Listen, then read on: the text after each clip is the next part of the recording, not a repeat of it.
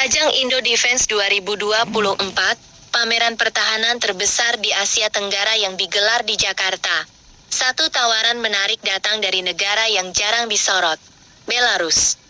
Melalui perusahaan A-System Solutions, Belarus secara resmi memperkenalkan sistem pertahanan udara canggih, Buk MB2K ke Indonesia.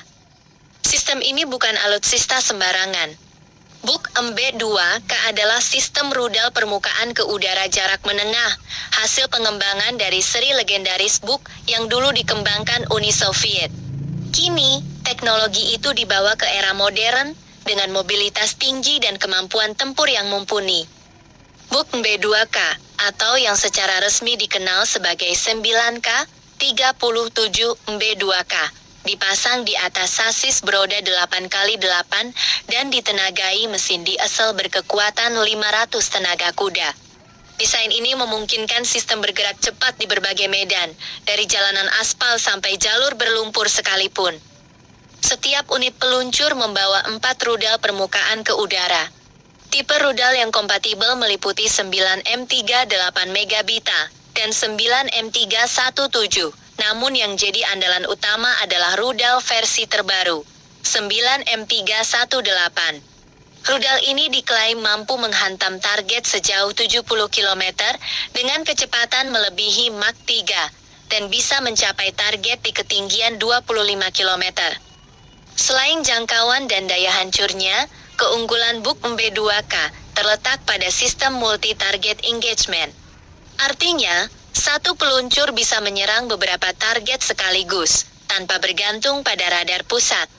Hal ini sangat berguna dalam situasi perang modern, terutama menghadapi drone swarm atau rudal presisi yang datang bersamaan. Satu fitur penting lainnya adalah kemampuan shoot and scoot. Setelah menembakkan rudal, peluncur bisa segera berpindah posisi untuk menghindari serangan balik musuh. Mobilitas seperti ini sangat dibutuhkan di medan pertempuran Indonesia yang luas dan beragam. Kalau sistem ini dibeli Indonesia, posisinya bakal jadi penengah antara sistem jarak pendek seperti NASAM dan sistem jarak jauh seperti S300 atau rudal yang masih dalam rencana pembelian. Di kawasan Asia Tenggara, hanya sedikit negara yang punya sistem sekelas ini. Malaysia mengandalkan Starstreak dan KSST. Vietnam masih pakai S12. 5 sementara Singapura punya Spider dan Ester. Dengan Buk MB2K, Indonesia bisa membangun tameng udara berlapis dari pantai hingga pusat kota, dari pangkalan militer hingga ibu kota baru. Secara strategis, penawaran ini juga bisa membuka jalur kerjasama baru antara Indonesia dan Belarus. Menhan Prabowo selama ini dikenal mendorong diversifikasi sumber alutsista, tidak hanya dari satu blok saja. Rusia, Turki, Korea, sekarang Belarus, semua dibuka peluangnya. Tapi tentu saja, keputusan untuk membeli sistem ini harus mempertimbangkan banyak aspek.